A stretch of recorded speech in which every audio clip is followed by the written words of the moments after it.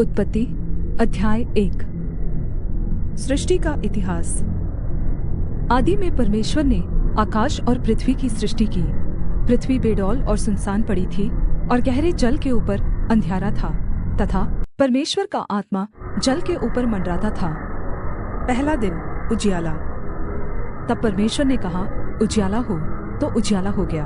और परमेश्वर ने उजियाले को देखा कि अच्छा है। और परमेश्वर ने उजियाले को अंधियारे से अलग किया।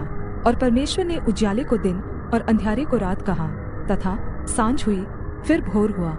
इस प्रकार पहला दिन हो गया। दूसरा दिन आकाश।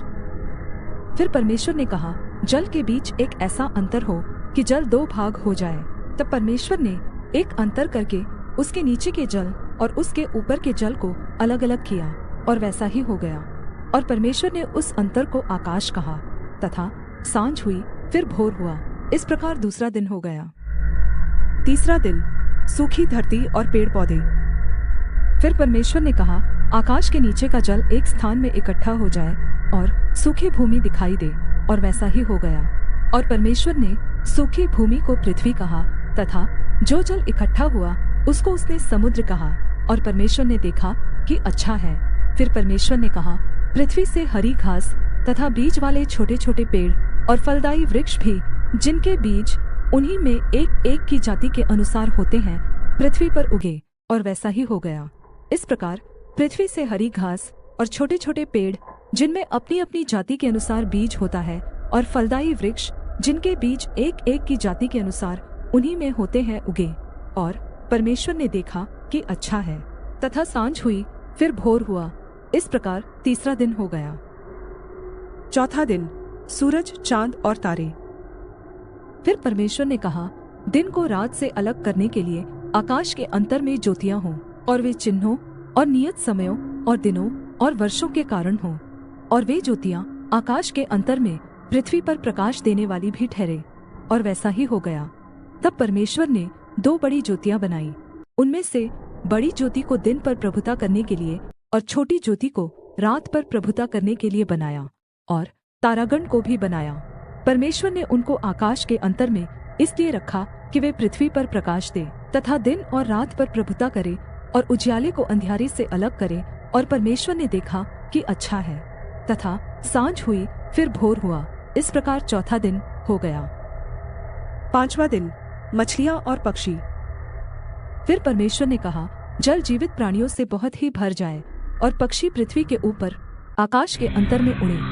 इसलिए परमेश्वर ने जाति जाति के बड़े बड़े जल जंतुओं की और उन सब जीवित प्राणियों की भी सृष्टि की, जो चलते फिरते हैं, जिनसे जल बहुत ही भर गया। और एक एक जाति के उड़ने वाले पक्षियों की भी सृष्टि की।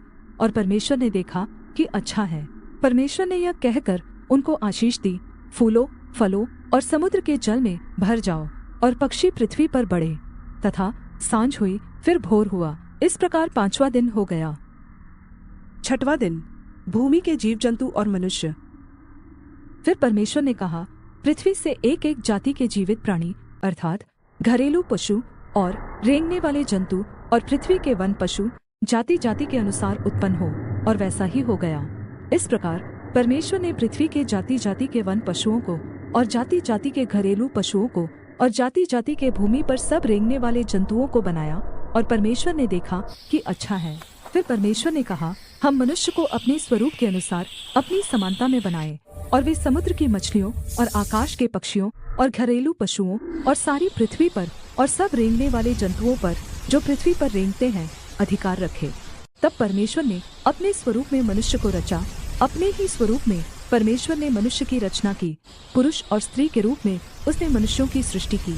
और परमेश्वर ने उनको आशीष दी और उनसे कहा, फूलो, फलो और पृथ्वी में भर जाओ, और उसको अपने वश में कर लो, और समुद्र की मछलियों तथा आकाश के पक्षियों और पृथ्वी पर रेंगने वाले सब जंतुओं पर अधिकार रखो। फिर परमेश्वर ने उनसे कहा, सुनो, जितने बीज वाले छोटे छोटे पेड़ सारी पृथ्वी के ऊपर हैं, और जितने वृक्षों में बीज वाले फल होते हैं, वे सब मैंने तुमको दिए हैं। वे तुम्हारे भोजन के लिए हैं। और जितने पृथ्वी के पशु और आकाश के पक्षी और पृथ्वी पर रेंगने वाले जंतु हैं, जिनमें जीवन का प्राण है, उन सब के खाने के लिए मैंने सब हरे हरे छोटे पेड़ दिए हैं। और वैसा ही हो गया। तब परमेश्वर ने जो कुछ बनाया था सबको देखा तो क्या देखा कि वह बहुत ही अच्छा है। तथा सांझ हुई फिर भोर हुआ, इस प्रकार छठवां दिन हो गया।